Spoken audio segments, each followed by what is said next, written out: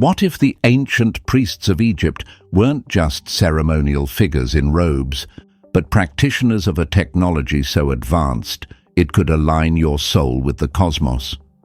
What if the chants, the incense, the precise hand gestures weren't symbolic at all, but part of a system designed to activate consciousness and transmute the spirit?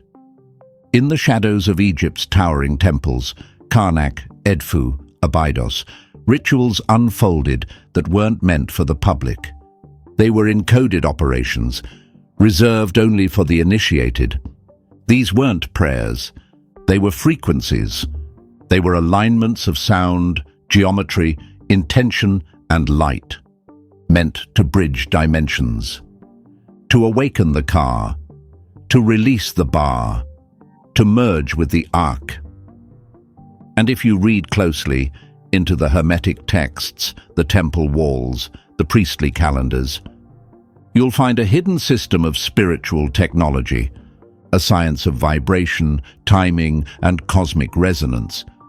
That has nothing to do with belief, and everything to do with awareness. Because the true priests weren't worshippers, they were technicians of the soul. So here's the real question. What if the rituals we've dismissed as myth weren't lost at all? Only veiled, waiting for a moment in time when you'd finally remember. And what if that moment is now? The rituals of ancient Egyptian priests begins now. Part 1. The Temple as a Cosmic Gateway. The temples of ancient Egypt were never designed to simply honor the gods. They were not churches. They were machines. Cosmic instruments built to resonate with higher realms. Every pylon, every column, every corridor was intentional. Not for decoration, but activation, because in Egyptian sacred science, space wasn't passive. It was alive. The moment you passed through the outer gates, called pylons, you weren't entering a building. You were crossing a threshold between dimensions. The pylons themselves symbolized the Akhet, the horizon, where the sun rose and set, where spirit passed from this world into the next. The journey deeper into the temple was not random. It was a mirrored reflection of the soul's ascent, from the outer chaos of the world into inner stillness, light, and union with the divine. The Temple of Karnak was aligned with the rising sun on the winter solstice.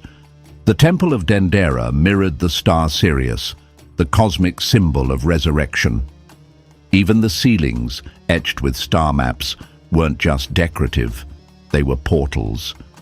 The deeper you moved into the temple, the darker it became, until you arrived at the naos, the inner sanctum. This was not just a holy of holies. It was a symbolic womb where the initiate would experience death and rebirth. The walls, carved with gods and hieroglyphs, weren't just artistic. They were vibrational. Each symbol held a frequency. Each image told a story that wasn't just seen, but absorbed. Egyptian priests were not clergy. They were scientists of spirit. They used sacred geometry to create resonance. They followed celestial alignments to time their rituals, and they moved through the temple as if traversing planes of existence. Because they were. You see, to them, the temple wasn't a monument. It was a stargate, and yet, all of this was preparation. Because the real transformation didn't come from the stones or the structure. It came from the ritual. The coded sequences of movement, sound, scent, light, and intention. That could open the soul like a lotus, or protect it in the darkest descent. The temple was the instrument, but the ritual was the sacred song that tuned the soul. Not to worship the gods, but to awaken the God within. But if temples were cosmic tools, Then what exactly did the priests do inside them? What were these ancient rituals that could shift the energy of an entire being? Let's step inside the rite itself. Part 2. The role of the priest, vessel between worlds. In the temples of ancient Egypt, the priest was not a preacher. He was a tuner of frequency dash, a walking bridge between realms. To the untrained eye, these men in white linen may have seemed like religious servants, but in truth, they were energetic engineers, masters of vibration, sacred alignment, and multidimensional attunement. Before any ritual could begin, the priest had to become a vessel, empty of ego, clear of distortion, fully aligned with Ma'at, the cosmic principle of truth and harmony. This began with purification, days or even weeks of ritual fasting, bathing in sacred pools 4 times a day, observing silence to still the mind, wearing linen garments, natural fibers that allowed energy to flow unobstructed. The body was not just a body, it was the instrument, and the ritual would only play correctly if the instrument was pure. Priests would sleep in temple chambers designed for dream incubation, inviting divine visions that guided their sacred work. Some temples had underground crypts where initiates would lie in complete darkness, awaiting instruction from the unseen. Each morning, the opening of the mouth ritual was performed, not just on mummies, but on statues of deities. This wasn't idolatry, it was activation. Priests believed that through specific chants, incense, and gestures, the divine essence would enter the statue, not metaphorically, but vibrationally. They would greet the sun god Ra at dawn, chanting hymns as the first light crossed the temple walls. This wasn't a symbolic gesture, it was a solar synchronization, aligning the temple with cosmic rhythm. Every motion was precise, every word sacred, because Egyptian priests understood something we've forgotten. Sound is not just communication, sound is structure. Their chants weren't poetic, they were mathematical, crafted in specific tones and rhythms to recalibrate reality. When they intoned the name of a god, they weren't invoking a myth. They were opening a vibrational gate to that divine force. The priest didn't ask for favor. He resonated with the deity, and in that resonance, the god could enter through voice, breath, intention. Some held sacred instruments, sistrums to shake stagnant energy, censers to carry scented smoke in spirals, representing the rising of spirit. And when the ritual ended, the priest would reverse the energy, closing the gates, grounding the temple, and returning to human form. He wasn't meant to be worshipped. He became the silence through which the divine could speak. A living bridge, carrying frequency between 2 worlds, a finely tuned being who walked with 1 foot in this world and 1 in the next. But how exactly did these rituals manipulate energy? What tools, symbols, and frequencies were used to shift the soul itself? Let's decode the technology of transformation they left behind. Part 3. Sound, Smell and Light, the sensory ritual technology. To an outsider, the rituals of the ancient Egyptian priests may have looked like art. Aesthetic, elegant, symbolic. But to the initiated, every movement, every sound, every scent was technology. A sensory interface designed to alter reality. Let's begin with sound. In Egyptian temples, sound was not ornamental, it was a force. Priests intoned specific syllables, many of them lost to modern language. These weren't just words, they were spoken glyphs, vibrational keys carved into air. Each divine name, Ra, Aset, Tehuti, was a code, not just a label. To speak it correctly, in ritual breath and rhythm, was to open a frequency channel to that being's essence. Some rituals used mantras and tones that were passed only through oral transmission, chanted in chambers built for acoustic resonance, where the walls themselves became amplifiers. Temples were designed with sonic architecture in mind. At places like Dendera and Karnak, sound would reverberate at perfect harmonic intervals, creating a feedback loop between the chant, the space, and the soul. And then there was scent. Priests used incense not as perfume, but as a carrier of vibration. The most sacred blend? Kaifi, a complex mixture of myrrh, frankincense, cinnamon, blue lotus, and more. Kaifi wasn't just burned, it was alchemized, prepared with chants at astrologically precise hours, meant to cleanse the etheric field and thin the veil between worlds. Each note of scent altered brainwaves. Each inhalation attuned the nervous system. Scent became a silent prayer rising into the unseen. Then came light, the most subtle and powerful of all ritual elements. Egyptian temples weren't just aligned to the stars for beauty. They were designed so that at specific moments of the year, sunlight would pierce the inner sanctum, illuminating the statue of the god with divine precision. This was not coincidence. It was solar engineering. Rituals were timed with cosmic alignments, solstices, equinoxes, heliacal risings. The morning sun would touch sacred glyphs, light up chambers, and activate energy circuits within the temple itself.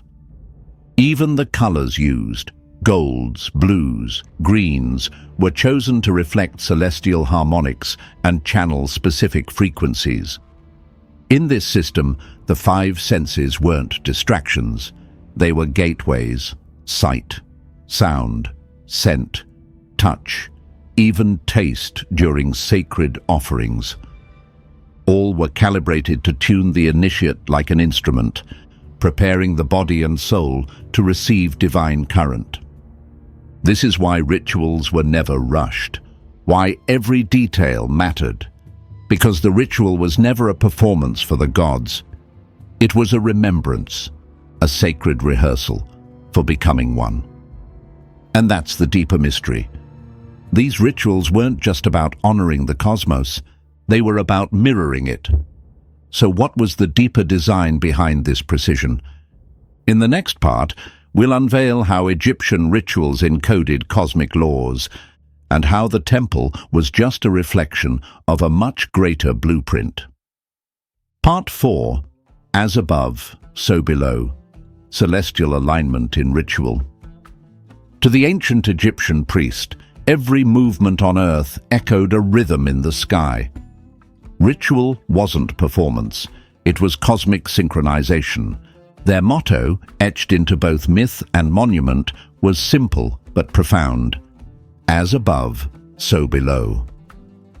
This principle guided every temple rite, every gesture, every uttered word. Because to them, the earth was not separate from the heavens. It was the mirror. The priests were timekeepers of the stars. They studied the heliacal rising of Sirius, Sopdet, which heralded the annual flooding of the Nile, a sacred rebirth for the land. They aligned temple axes with Orion, Osiris, and the sun's path, tracking solstices and equinoxes not for calendars, but for ritual alignment. When they performed the famous opening of the mouth ceremony, a rite to awaken statues or the soul of the deceased, they weren't just enacting a myth, they were activating stargates. This ritual mapped the soul's journey through the Duat, the underworld, which was itself a symbolic map of the night sky. Every movement of the priest's hand, every word spoken into the ears of the statue, was designed to echo the cosmic awakening of light within form, the crook, the flail, the ankh. These were not mere symbols. They were frequency tools, modeled on the shape and power of celestial functions. Even temple carvings served as astronomical texts. They encoded alignments, lunar phases, and solar patterns within myths, disguised as stories of gods and heroes. Osiris, dying and resurrecting. It was the seasonal death and rebirth of Orion. Isis, searching for her beloved. It was Venus, tracing the sky in devotion. Horus battling Set. The eternal struggle between light and chaos, day and night, order and disorder. They danced these myths not to entertain, but to harmonize human life with celestial order. Their bodies became instruments. Their chants became cosmic invocations. Their temples became living calendars, places where the divine could descend. And these rites were not for all. They were reserved for the initiates. Only those who had passed the inner trials, the silence, the purification, the awakening of the subtle senses, were allowed into the innermost sanctuaries, where the most powerful alignments were made. Because here's the truth. When you perform the heavens correctly on earth, something opens, not just in the sky, but in you. And that was the real purpose of these rituals. Not worship, not tradition, but transformation. Because once aligned with the stars, the priest didn't just reflect the cosmos, he embodied it, and in doing so, the soul became the sanctuary, to turn the soul itself into a vessel of divine light. In the final part, we'll explore what it meant to be the ritual itself. A walking initiation, a breathing symbol, a conscious bridge between realms. Part 5. The inner rite, what the public was never meant to see, behind the chants, beyond the statues, deeper than the temples. There was a second ritual, not for the crowds, not for the outer ceremonies, but for the initiates, for those who dared to look beyond illusion and awaken what had long slept within.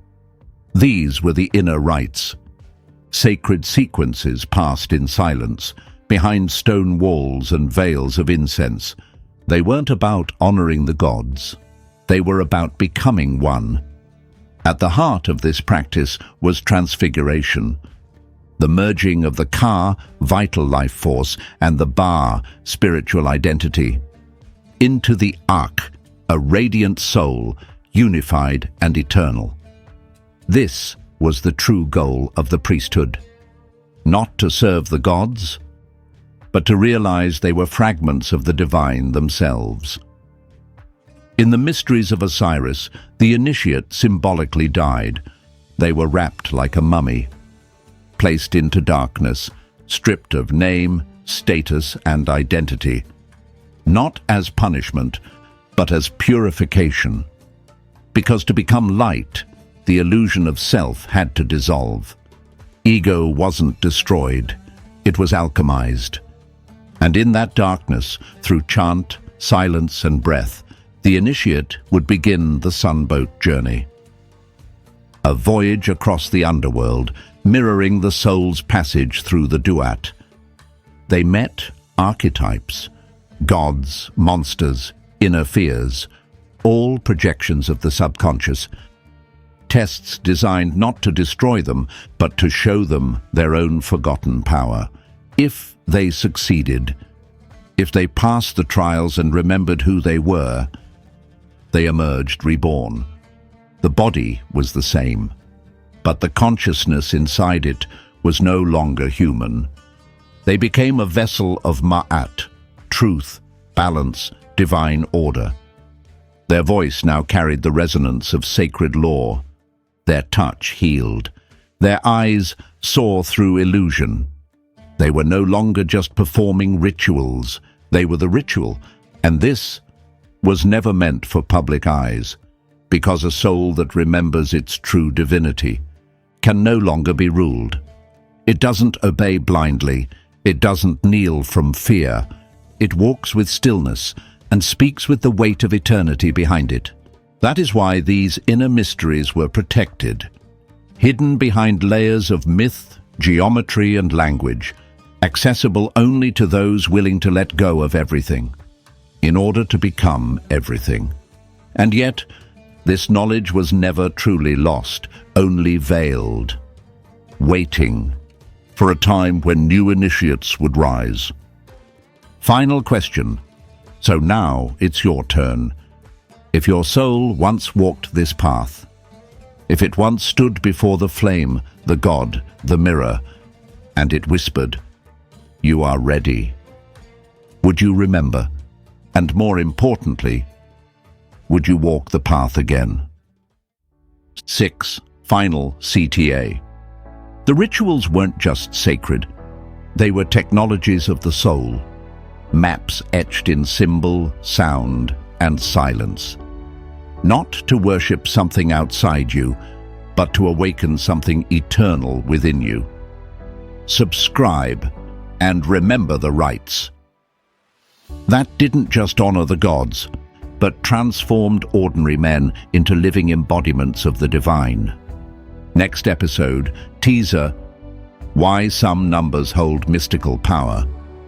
From Pythagoras to the pyramids, discover how numbers were never just mathematics, but the divine language of the universe.